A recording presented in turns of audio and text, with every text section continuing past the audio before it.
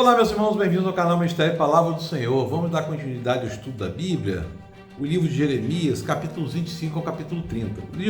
O capítulo 25 vai começar falando dos anos de cativeiro, que são 70 anos, né? A palavra veio a mim, Jeremias, a respeito de todo o povo de Judá, no 4º ano de Jeoaquim, filho de Josias, rei de Judá, que foi o primeiro ano de Nabucodonosor, rei da Babilônia. O que o profeta Jeremias anunciou a todo o povo de Judá e os habitantes de Jerusalém foi isto: durante 23 anos a palavra do Senhor tem vindo a mim, desde o 13º ano de Josias, que tinha morrido, foi aquele último rei piedoso que morreu lá na batalha contra o faraó Neco, né? Eu tenho anunciado a vocês dia após dia, mas vocês não deram ouvidos. Aí Jeremias profetizando 23 anos. Embora o Senhor tenha enviado a vocês, seus servos, os profetas, dia após dia, vocês não os ouviram, nem lhe deram atenção, quando disseram: converta-se cada um do seu mau caminho e de suas más obras, e vocês permanecerão na terra que o Senhor deu a vocês. Portanto, assim diz o Senhor dos Exércitos. Isso é uma palavra comum, né? Senhor Deus de Israel, o Senhor dos Exércitos, né? Diferente de Isaías, que falava o Santo de Israel, né? Visto que vocês não ouviram minhas palavras, convocarei todos os povos do norte e o meu servo Nabucodonosor, rei da Babilônia. E aqui a gente já percebe o controle de Deus na história. A gente mais uma vez percebendo o controle de Deus na história aqui do norte, que Nabucodonosor vinha do norte, né? Rei da Babilônia, declara o Senhor: e trarei para atacar esta terra, seus habitantes de todas as nações ao redor. Eu os destruirei completamente, farei objeto de pavor e de zombaria, e uma ruína permanente. Darei fim a vozes de júbilo, de alegria, das vozes do noivo e da noiva, ao som do moinho e à luz das candeias. Toda esta terra se tornará uma ruína desolada, e essas nações estarão sujeitas ao rei da Babilônia durante 70 anos. Então a gente vai ver aqui, está percebendo que todas aquelas nações em volta de Judá também foram levadas escravas. Nabucodonosor dominou todas, né? Quando completarem 70 anos, castigarei o rei da Babilônia e sua nação, a terra dos babilônios, por causa das suas iniquidades, declara o Senhor, e a deixarei arrasada para sempre. A Babilônia foi destruída, nunca mais foi reconstruída, né? Interessante a gente observar que o cativeiro babilônico, a gente vê que era uma correção para os povos, principalmente para Judá, né? Tem aquela palavra do oleiro lá, aquela metáfora do oleiro, Judá, mas também Judá, como uma nação escolhida, Israel como uma nação escolhida, levaria a palavra aos povos que não conheciam. Então o objetivo era duplo, né? E a gente vai perceber que foi Judá para o cativeiro. Antes tinha sido Israel do norte para a Síria, né? E agora os remanescentes de Israel do norte, inclusive, foram para o cativeiro babilônico. Mas desse cativeiro babilônico vai nascer uma nação unificada outra vez. Não haverá nem mais Judá nem reino do norte, mas apenas Israel, né? E aí vem dizendo, porque isso aqui é interessante a gente observar, porque a Babilônia será destruída por causa das iniquidades, por não ter ouvido também a palavra do Senhor, né? Os próprios babilônios serão escravizados por muitas nações e grandes reis. Eu lhe retribuirei conforme suas ações e obras. E aí vem falando da ira de Deus, né? Pegue a minha mão este cálice com vinho da minha ira e faça com que bebam todas as nações a quem eu o envie. Quando beberem, ficarão cambaleando, enlouquecidos por causa da espada que enviarei contra elas. Eles ficarão, na verdade, os povos ficarão sem saber o que está acontecendo, o castigo, a ira de Deus, né? E no capítulo 26, devido às profecias que estavam sendo faladas, Jeremias vai ser ameaçado de morte. No início do reinado de Jeoaquim, filho de Josias, rei de Judá, veio esta palavra aqui, ainda não era antes de Ezequias, tá? Ezequias foi o último rei em Judá até o cativeiro babilônico, tá?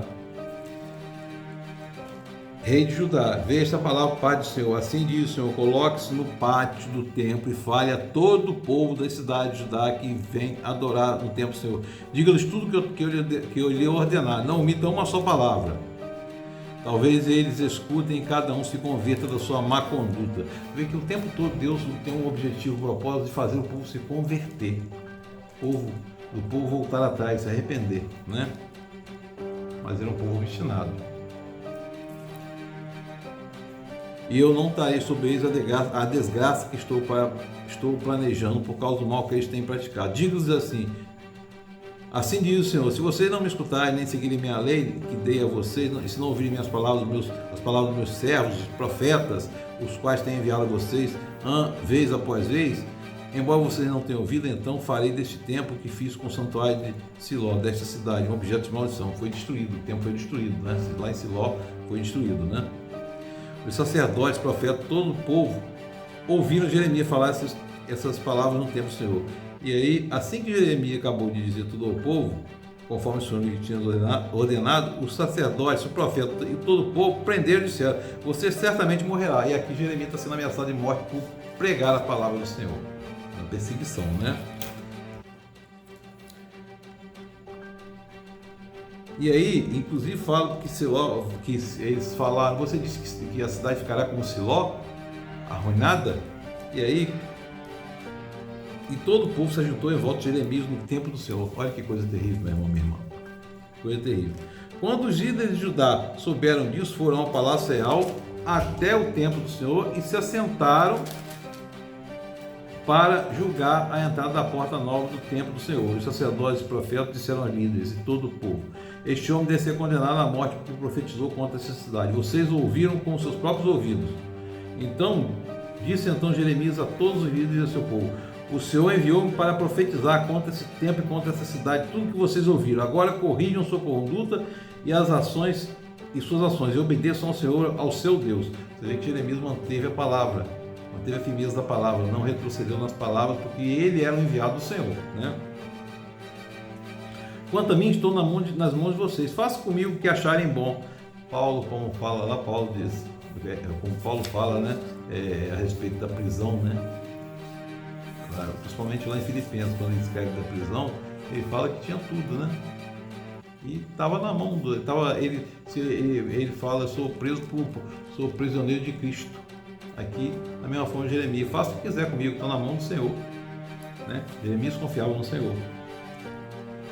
Quanto a mim, estou na mão de vocês. Façam comigo o que acham bom e certo. Então estejam certos que, se me matarem, vocês, esta cidade e seus habitantes, serão responsáveis por derramar sangue inocente, pois na verdade o Senhor enviou-me a vocês para anunciar essas palavras.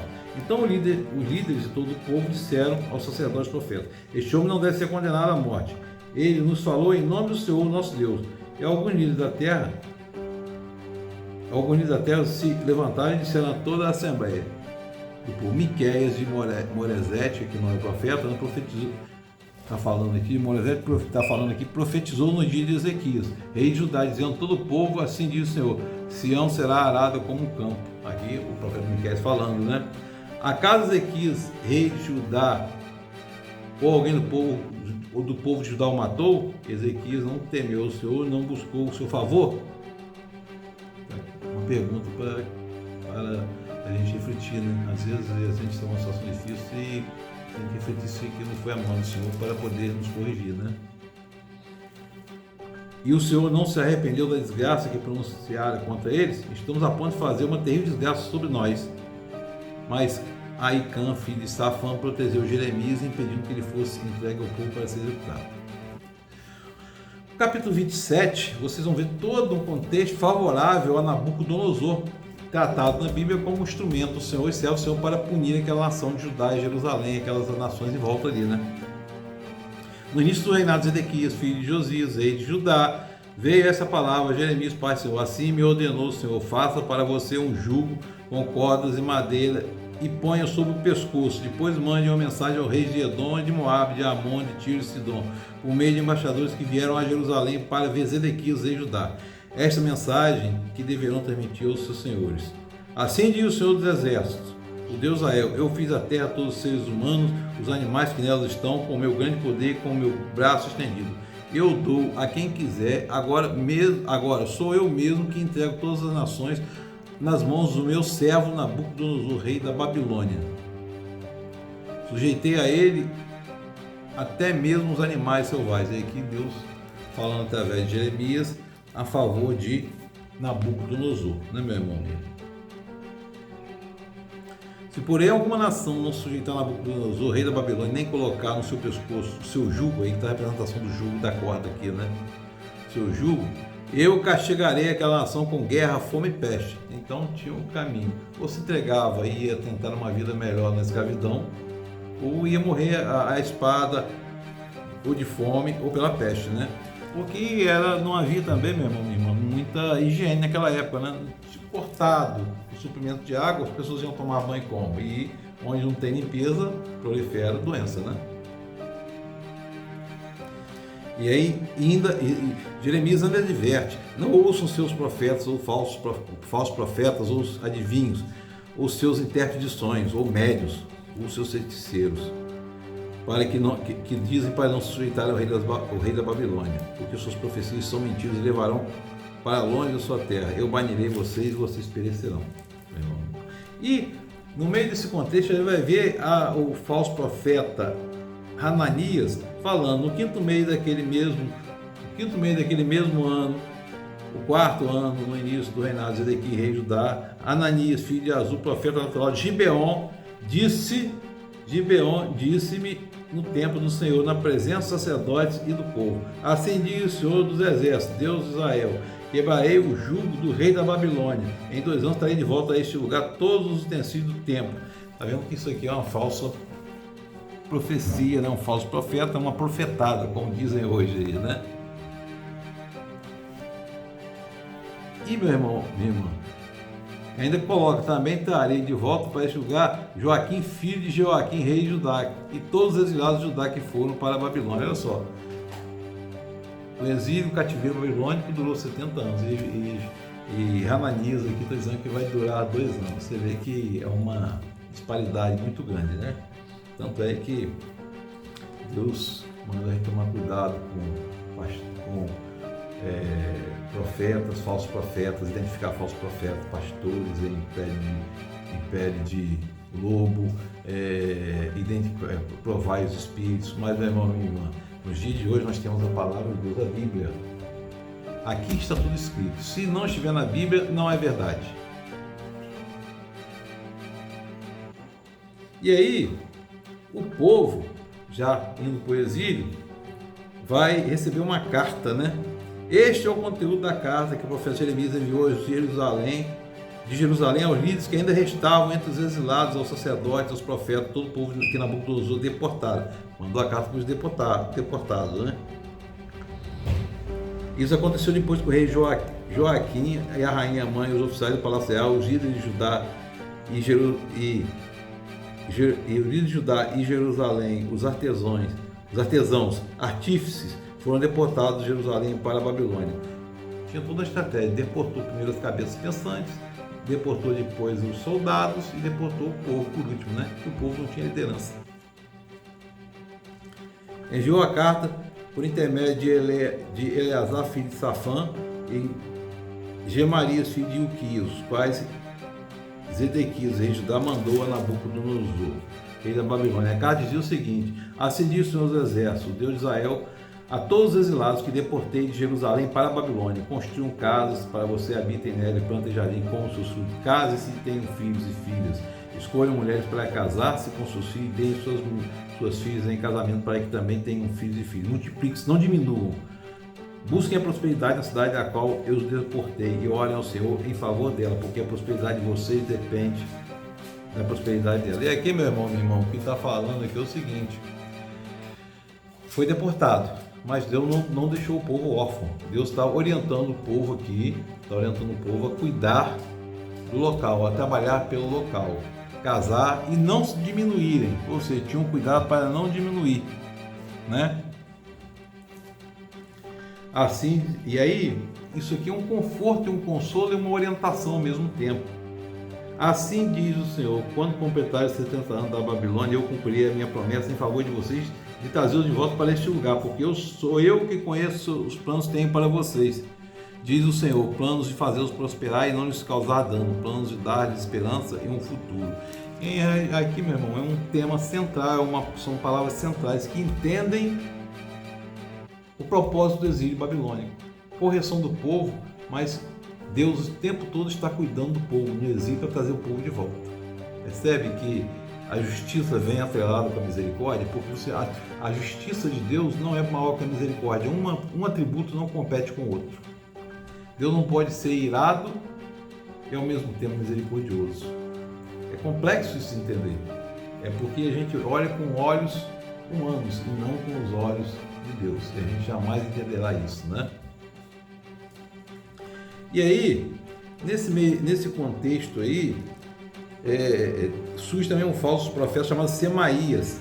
Diga a Semaías de Nelã, diz o Senhor dos Exércitos, Deus de Israel, que você enviou as cartas em seu próprio nome e todo o povo de Jerusalém, a Sofonias, filho do sacerdote, Maasé e todo o sacerdote. Você disse a Sofonias: o Senhor designou o sacerdote em lugar de Joiada como encarregado do templo. Você deveria prender no tronco concorrente da fé qualquer doido que agisse como profeta. E você não repreendeu Jeremias de Anatote, que se apresenta como profeta entre vocês. Assim diz o Senhor sobre Semaías, de Nelã. Embora eu não tenha enviado, Semaías profetizou vocês, fez com que vocês crescem numa mentira. Por isso, assim diz o Senhor: castigarei Semaías e os seus descendentes. Não lhe restará ninguém entre o povo, e ele não verá as coisas boas que farei em favor do meu povo, declara o Senhor. O que pregou a rebelião contra o Senhor. Então, havia todo um contexto também, um contexto ali para poder falar contra Jeremias e se passando por profetas, né, meu irmão? Precisa ter cuidado com isso. E aí no capítulo 30 vai falar da restauração de Israel. O tempo todo o Senhor fala: vocês vão para o exílio, mas trarei vocês de volta. Habitem a terra lá que vocês forem deportados, façam prosperar, cumpram o que tem que cumprir, não se rebelem, que eu os trarei de volta. No capítulo 30, né? Esta palavra veio a Jeremias, da paz do Senhor. Assim diz o Senhor Deus de Israel: escreva no livro todas as palavras que lhe falei. Certamente vem os dias, diz o Senhor, em que mudarei a sorte do meu povo Israel e de Judá, e os farei retornar à terra a qual Deus dei a seus antepassados, e eles a possuirão, declara o Senhor. Essas são as palavras que o Senhor falou acerca de Judá. Assim diz o Senhor. E aqui, meu irmão, minha irmã, a gente percebe que o Senhor é misericordioso. E qualquer momento difícil que a gente esteja vivendo, a gente deve entender como também aprendizado. Como aprendizado o tempo todo. E que o nosso coração esteja disposto a aprender. E que a gente ouça os gemidos inexprimíveis do Espírito Santo. Deus nos abençoe.